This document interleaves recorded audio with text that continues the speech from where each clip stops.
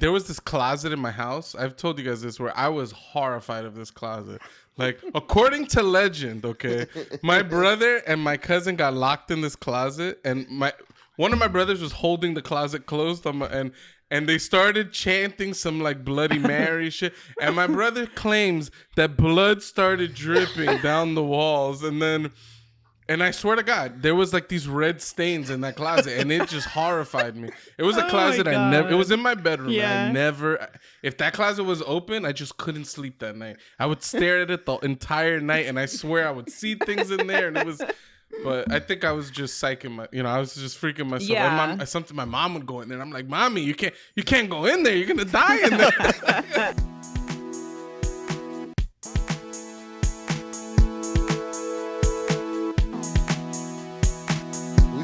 Have some topics for today. We have a few related to the supernatural and the spooky stuff, like spooky horror stuff.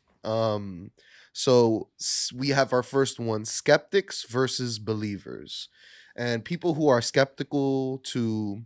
I'd like to get into superstitions because as a Hispanic, my grandma's very... We're a little stitious, yeah. Yeah, could be a little stitious. Right. Like, all right, I don't believe in anything. All right. I'm not like, but if there was like, there was like this doll that was like, if you take a picture of this doll, you're going to die.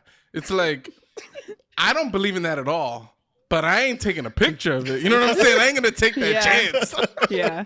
You know what I'm saying? Like when it's pitch black in the room, I know there's no ghosts, but I still look back and I move a little quicker. You know what I'm saying? Yep. So yeah, we're gonna run through, I guess, a few topics in these, whether you're skeptical or believable. Skeptical. That is a word. Yes, I love it. Skeptical or believable. I know that I've asked you before, Christina, but where do you fall on the skeptic believer scale? Where would you place yourself? Yeah, I mean, I definitely lean towards believer. I personally have never like seen anything myself, but my whole family has, and I'm not gonna be like, no, you're just crazy, no, you're lying. I'm gonna be like, you know what? Yeah, you saw something. Was it this or was it something else? I don't know. I can't say. I wasn't there, but I'm gonna believe their stories. Yeah. So yeah, I definitely lean towards believer. There are some things I'm like, no, that's not true. But there are some things like, yeah, I wouldn't say for a fact like, no, ghosts are not real. But I also have never seen one. So. Gotcha. And I think MJ's the same, right? She might even skew a little bit more believer than you do, right? Oh my gosh, she's had some weird ass experiences, so she has to lean. She's a believer, yeah. I thought I remembered her telling some stories from like her childhood and some weird experiences, but even not childhood, like literally like a week ago. Like she has so many stories. Like yeah, she sees shadow people. There's a weird ass bathroom in her house that like everyone's creeped out, and just weird story sounds when like nobody's there, footsteps. Yeah, it's wild. That's nuts. Yeah. Up here in New York, I gotta be completely honest. There are, especially when I was a child and we lived in the basement. It's where I live right now. Is where I grew up. Something about getting locked in one of those rooms and then them holding the door shut while you try to pull open. They're like, is that a universal childhood experience? Yeah, 100%. Okay, yeah, we've all been there then. My family loved scaring the shit out of each other. We had this long hallway, and that's where all the bedrooms were, and the bathrooms at the very end. And people loved to hide in any of those little the doorways there, and just jump out at you. Was my dad's favorite damn game. We were a family of like spooky stuff. We were a family of just pranking each other. My dad let me tell you, my dad would go outside and he'd bang on the window in the kitchen and scare the shit out of my mom when she was washing dishes. We went I don't know if you guys had Mervyn's where you were at, but we were at Mervyn's. Now they're not a thing anymore, but I grew up in Oakland, and in Alameda there was like a little shopping complex, and we would go there all the time. And but with my mom, my dad was never with us. And one day he got out of work early, but he didn't like tell us. And so we were in Mervin's, and we had a van which he had a key to. And so he went in the back of the van and hid there. And then when we walked in, he jumped out and was like, boo. And my brother almost had like a fucking panic attack. He was like hyperventilating because we screamed, but obviously there's like a man in the van. And then we finally noticed that it was our dad. Oh but my God. poor brother, like, I thought he was going to die at the time because, I was like, I've never seen him cry this much. Like, what is happening? Yo, that's hilarious. He was shook, petrified. You ever been My mom so was so scared that you just mad. have to sit down? My dad got me real good one time, and we were outside. I just had to sit on the ground for a little bit. I was like, just take it a timeout, a quick timeout. Yes, yeah. My brother was a huge prankster, so yeah, this is worst. He would constantly scare me, all sorts of prank setups. It was I was his. It's like he found amusement through pranking, of course, because he's a Oh fucking yeah, asshole. yeah. But he laughed at his own jokes. He's one of those guys where he tell a joke, like not, Sounds like it's me. for Oh my us. God. It's for us. It's not for you to laugh. Yeah.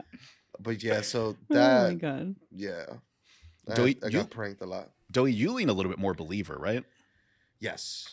Yeah, but I still try to be brave, and I'll be like, no fucking ghosts in this room. I walk in there, real tough, and then like, And I don't know. And I know that You guys- I know Tony leans believer because he's scared of Ouija boards, which is Oh, his yeah. whole thing. He definitely Yeah. skews believer. Throughout my life, I've gone from skewing believer to more skeptical. Like there was this closet in my house. I've told you guys this where I was horrified of this closet.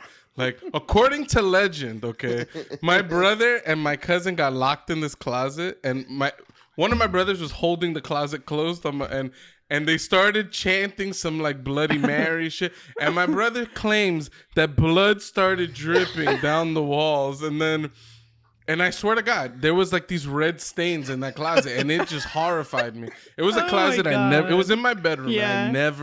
If that closet was open, I just couldn't sleep that night. I would stare at it the entire night, and I swear I would see things in there, and it was. But I think I was just psyching I was just freaking myself. Yeah. And my mom would go in there, and I'm like, Mommy, you can't go in there. You're gonna die in there. Yeah. It's like where all our coats were. It's like every winter she had to like go in there, but. Oh my God. Yeah, it was So now I'm like I feel like there's an explanation for almost everything. But like I said, I'm still not gonna I'm not taking any chances. You know what I'm saying? Like, Yeah. if you tell me if you take a picture of this thing and something terrible is gonna happen, I'm like, all right, I'm probably not gonna take a picture, but I also don't believe that to be true. You know? Yeah. Yeah.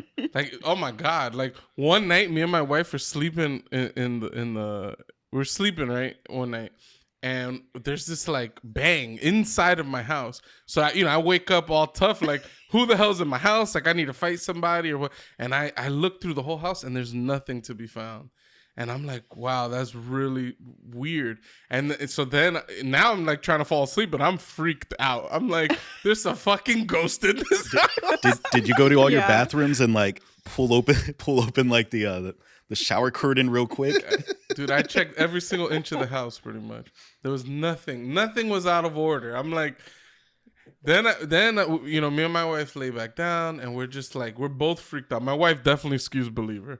So she's really freaked out. She's scared she can't even watch a horror movie. Like you put a horror movie on, she'll have a nightmare for a week. It's terrible. So she's sitting in bed. She's like freaking out. She's like praying and shit. I'm trying to be tough. I'm like, it's all right, baby. I'm trying to fall asleep. And literally as I'm dozing, instead of a bang, it's the loudest fucking crash. As soon as we're falling asleep, and now I wake up, I'm like, hold up, this ghost is trolling me now. So I'm running around the house, and we don't find anything, yo. And it was the most bizarre feeling ever. And then in the morning, I went to like go take out the trash, and I opened like the cabinet under the sink, and I see that like we had this thing that was hanging with all these sprays and like had it fallen off. So that's like what we were hearing. Like maybe one of the bottles fell off, and then the whole thing fell off.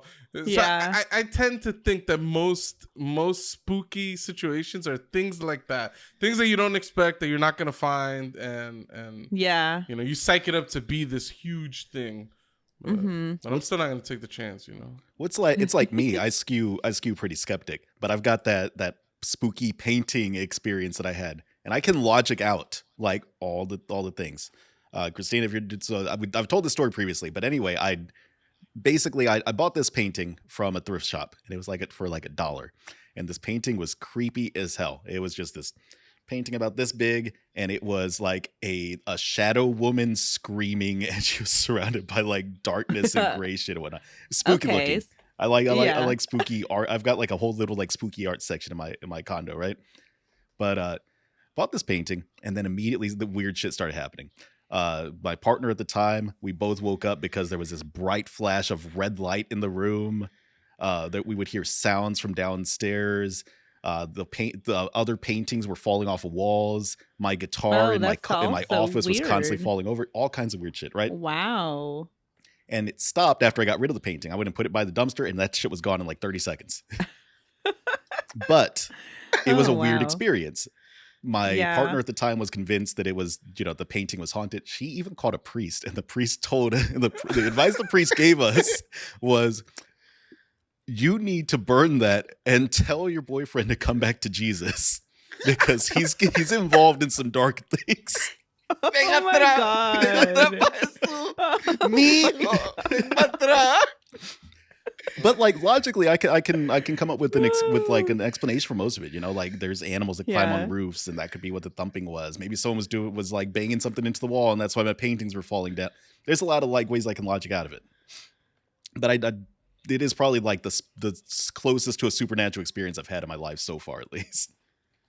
Do you feel like you did an unethical thing by putting it out there and passing the curse on to someone else, or should you have destroyed it?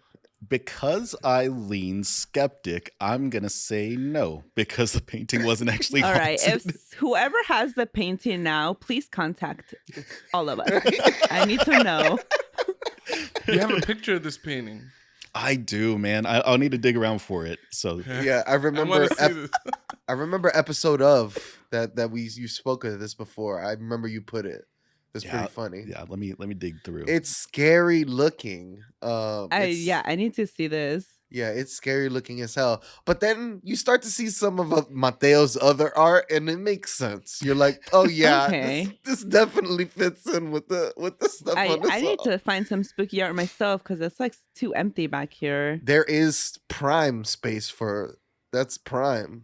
Yeah, you can make statements with that much space. I had a transistor and bastion painting, but I was like, I want to move those because I don't talk about video games. So very fire. What good games though. I know. I love Transistor and Bastion. Those are incredible. I love those two. Probably one of the only two games I've probably ever finished. So what a great art style those games had, man. Those beautiful. Oh my God, beautiful games, art, beautiful music. Yeah. Yeah, that especially era. The music in Transistor is incredible. Like, I remember when I first played Bastion. Not to turn this into a gaming thing now, but I remember thinking how crazy it was. Like as you're like walking through the levels, like how the levels like always like dropping in. Yes, I thought that was amazing. Yeah. I found it. Okay. Wow. Yeah. I mean, yeah, that's haunted for sure. Yeah. Can you believe that this is only like $1 at the thrift shop? Amazing. Yeah. As soon as you see it, it's like, yep, that's definitely haunted. Yeah, no doubt. That is hilarious. There's some poor dead woman's soul like infused into that painting. Yeah, I need to know who has that now. Like somebody out there is. It's somewhere in this condo complex, or maybe they went in, maybe they had to dump it too. Maybe they were able to burn it the way that I couldn't burn it. They were able to complete the ritual and free the soul. Yeah. I have not to make this a video gaming topic, but there's the Dark Anthology series on PS4 and PS5. They're like little short story horror stories, and I've been playing those a lot. Those are super fire, like horror games. Those are like, good. Yeah, it's nice that we'll have someone watch you play them too, because they're like it's like watching a novella, kind of that you could kind Yeah. of like figure everything out. A Yeah, second I was person playing gives them you with the my. strength. Sorry, go Oh ahead. yeah.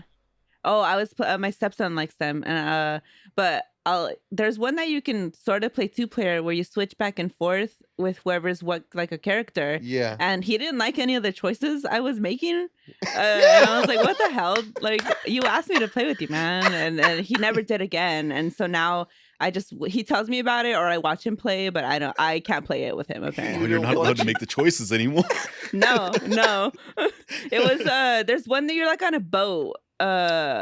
So if that sounds at all familiar, it's like the one before the newest one. Because I don't know how many there are. Is there like 2, They 3? made a I don't bunch. remember. They made the They made a quarry. bunch. Damn. Okay. They made a lot. I Super have like that 5, I think.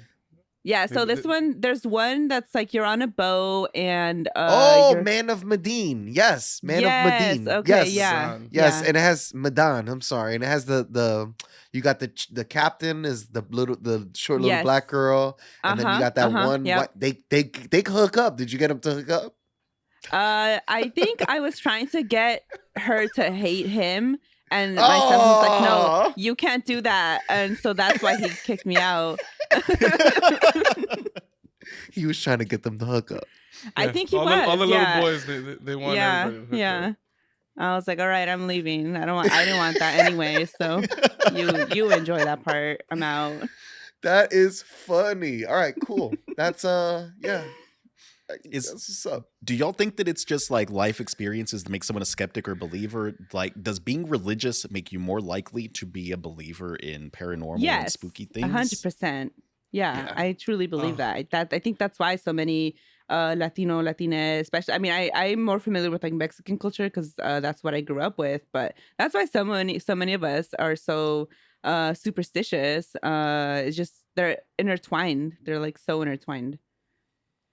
Yeah, it was baked into me. The whole religion itself, like you need to buy into the idea of like there being a devil and demons and spirits and like the supernatural's baked into, you know, the religion itself. So it's like that's why me too. I grew up Catholic, so I think as I was younger, think Catholic, it's mainly a thing with Catholics.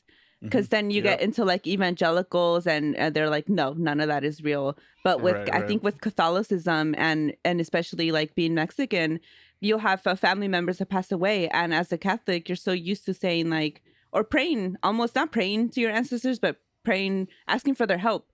And so if you're going to ask for your ancestors' help, then why is it not? I mean, of course, you're going to believe there's things out there that can, I don't know, do you harm or like spirits roaming because people have so many stories of being visited by their ancestors or protected by their ancestors. So yeah, there's going to be another side to that where you believe that, you know, there's ghosts, all kinds of ghosts too. I never thought of that. That's actually pretty cool.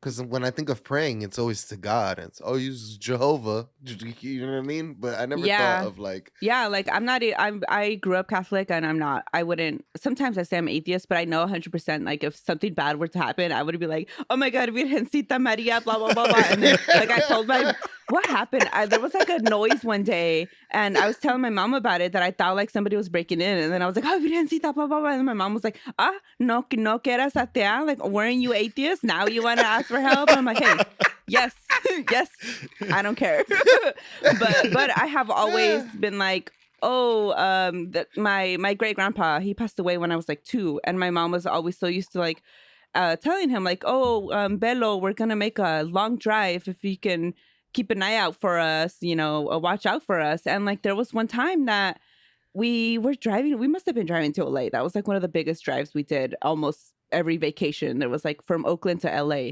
And we got in a car accident. I don't know how it happened. It was like we passed by an overpass and then our windshield shattered. I am assuming someone threw something at the windshield. I don't know what happened, but the windshield shattered and then my mom like lost control of the van and it was like spinning and then my dumbass brother unbuckled himself, stood up and hugged my mom and we were like, you what are you doing? Like, buckle yourself, you're gonna fly out. He was like skinny as hell and we were like, you're so skinny, you're gonna fly out of the car. I don't know how he survived. And my mom says like, she thinks like when she talks about it, she's like something was protecting us. Because that little skinny bitch, he should have flown out of the car.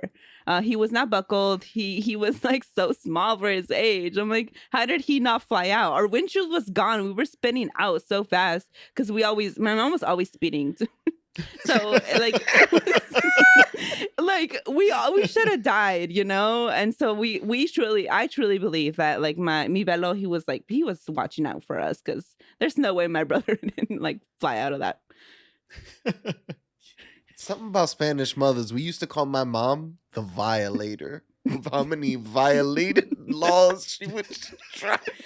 Just She'd drive on the opposite side of the road sometimes. Oh wow. Terrible. Amazing. There was a car that didn't have reverse. So every time she fucked up, she's like, all right, boys, get out. You got to push it. Oh, no. no. Oh, wow. Garrett was me and my brother pushing the car. It was funny. Very funny. Oh, hilarious. Yeah, you better chill on your mom. You know she'll be watching the podcast. She's gonna love it. She's gonna love it. Don't let me talk about when she got the keys to the Mustang, not the Stang. It's over.